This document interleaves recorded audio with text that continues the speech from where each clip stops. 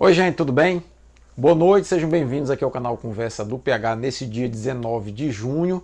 E eu confesso que eu tive alguma dificuldade em definir o tema e a abordagem para esse vídeo de agora à noite. Eu estou até atrasado, porque normalmente no sábado às 18 horas eu já coloco o vídeo no ar. E eu estou gravando esse vídeo agora às 19 horas. Eu optei por, nesse sábado à tarde, dar uma volta com meu filho de 4 anos no parque. E a partir daí eu comecei a pensar e a refletir qual a abordagem que eu iria trazer nesse vídeo de agora à noite, mesmo atrasando a postagem do vídeo, no dia em que o Brasil atinge a triste marca de 500 mil mortes pela Covid-19. Eu não queria exatamente era cair nesse lugar comum de falar desse número trágico, ou falar simplesmente nesse número trágico como se ele fosse simplesmente um número, como se ele não representasse o sofrimento de milhares e milhares de famílias do Brasil que perderam entes queridos, de pessoas que perderam amigos, enfim. Eu sou o Paulo Henrique, sou biólogo e dentista, mestre e doutor em microbiologia e imunologia.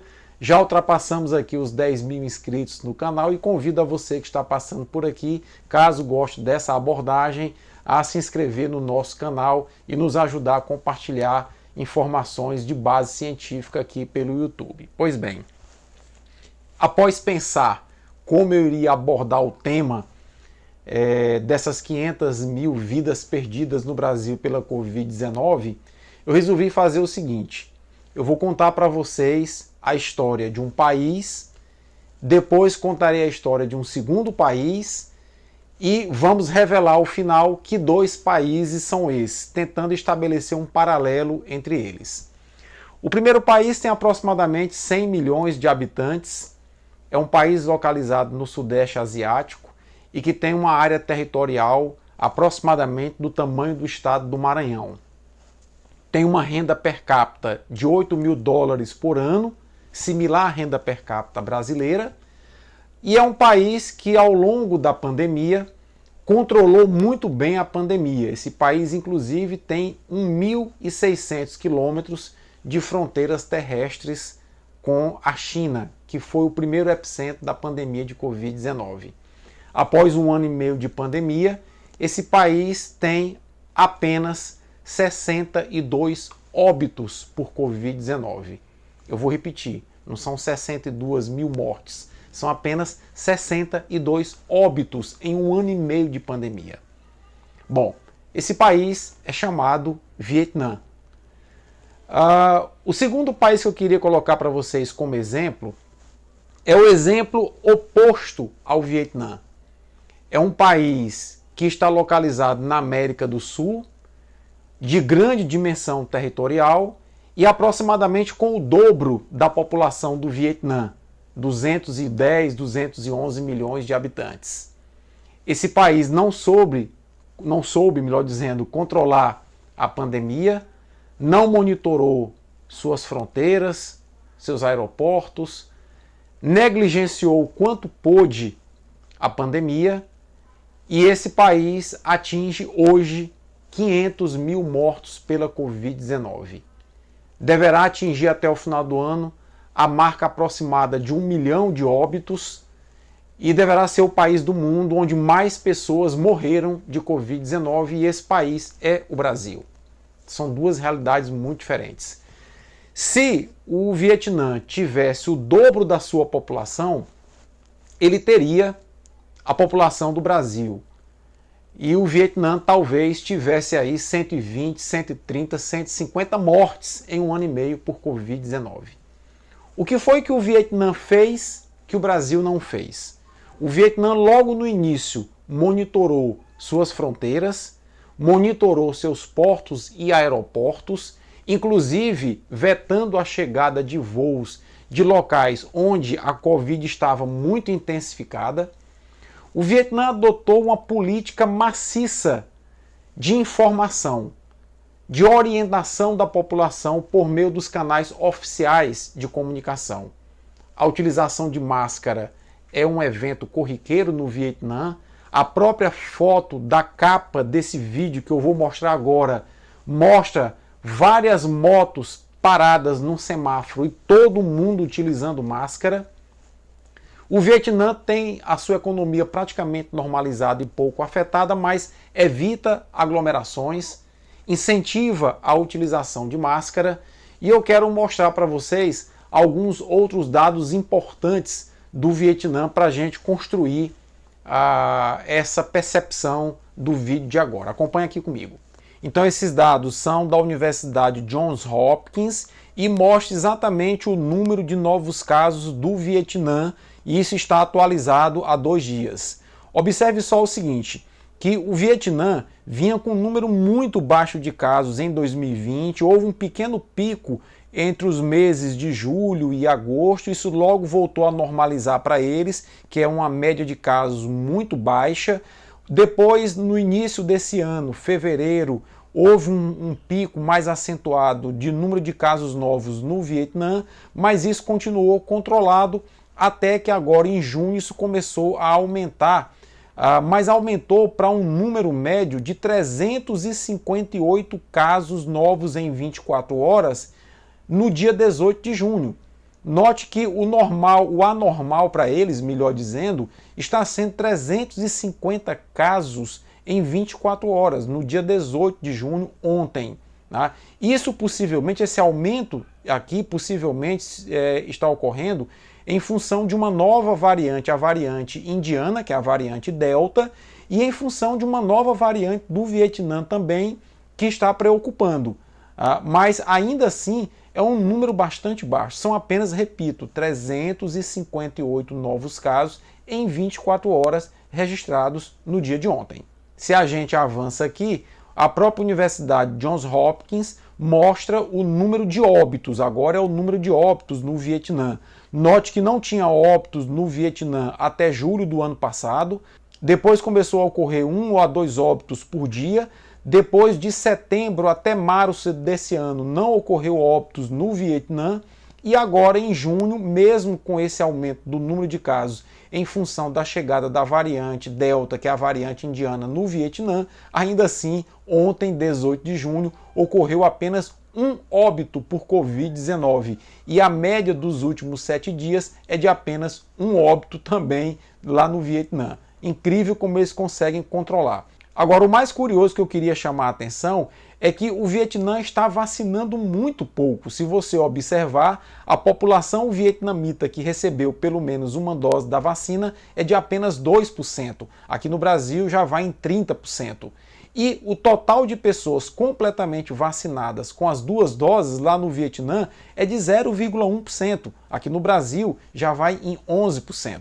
E aí eu queria mostrar para vocês que o Vietnã nem está imunizando, é um dos países que menos vacina no mundo, mas a abordagem vietnamita de todo mundo utilizar máscara, evitar aglomeração, controlar as fronteiras, funciona muito bem. Quando a coisa aperta com 3 a 4 óbitos numa dada província, eles decretam lockdown naquela região, naquela província específica para diminuir a circulação do vírus, e eles têm controlado muitíssimo bem.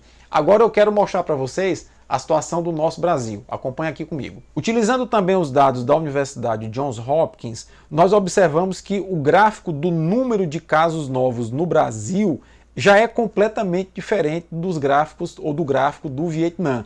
Note que nós chegamos ontem a 98 mil novos casos de Covid-19. Se você lembrar, eu mostrei lá atrás que o Vietnã chegou ontem a apenas 350 casos. Note que o Brasil teve uma primeira onda que arrefeceu muito pouco, já começou a segunda e nós temos praticamente um platô de novos casos, com uma média a cada 7 dias de cerca de 70 mil novos casos de Covid-19. Isso é muito, mas muito alto, mostrando um total descontrole. Utilizando também os dados da Universidade Johns Hopkins, observe que o número de mortes no Brasil ultrapassou 1.000 no ano passado e se manteve nesse platô 1.000 mortes por dia. Isso pouco diminuiu e nós estamos já desde o final do ano passado até agora com uma média de mais de 2.000 óbitos por dia no Brasil. Lembre que o Vietnã tem apenas um óbito por dia na média. E ontem nós registramos aqui 2.495 mortes em apenas 24 horas. Se nós observarmos os dados em relação à vacinação, o Brasil já vacinou aproximadamente, com pelo menos uma dose, cerca de 30% da população, e o total de pessoas completamente imunizadas com as 2 doses no Brasil atinge 11% da população.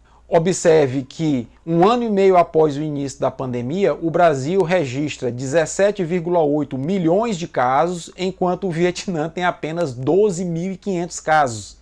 No Brasil, nós temos um total de 500 mil óbitos pela Covid-19 e no Vietnã nós temos um total de 62 mortes por Covid-19 após 1 ano e meio de pandemia. Então aqui no Brasil não houve monitoramento de portos, fronteiras, aeroportos, não houve uma campanha massiva de orientação da população para a importância da utilização de máscara, para a importância de evitar espaços fechados, para a importância de privilegiar espaços com ventilação natural. Não houve nada disso, diferentemente lá do Vietnã. Aqui, ao contrário, muitas autoridades fizeram apologia à não utilização de máscara, dizendo que elas não ajudavam, que elas eram irrelevantes, e o Brasil é um dos únicos casos do mundo que ainda hoje insiste num tal de tratamento precoce, utilizando hidroxicloroquina, ivermectina e tantas outras drogas que a ciência já demonstrou não ser eficaz. Talvez por esse negacionismo em se enfrentar a realidade da pandemia, em se compreender com o apoio da ciência a importância de medidas preventivas, é que o Brasil chegou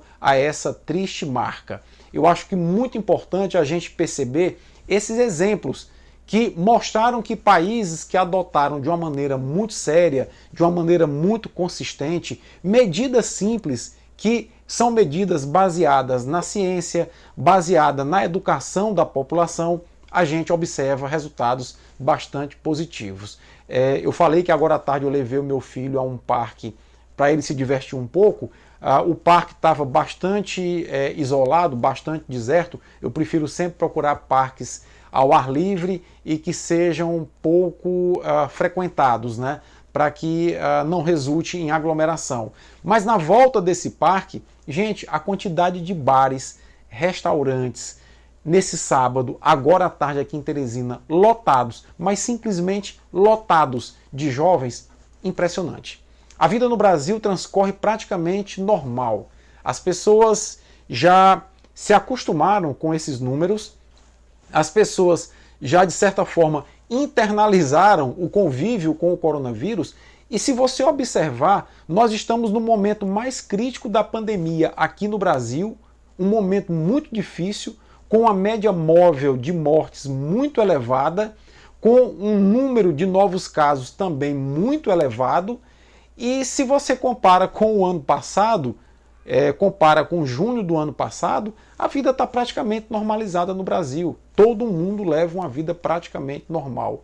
Então, isso é reflexo da falta de abordagem adequada em se orientar a população daquilo que deveria ter sido feito, em se adquirir vacinas de forma precoce. E o Vietnã dá inclusive um tapa em nossa cara com luva de pelica, mostrando que se a população é educada e adota as medidas preventivas para evitar o contato com o coronavírus, até a vacina passa a ser uma medida preventiva secundária.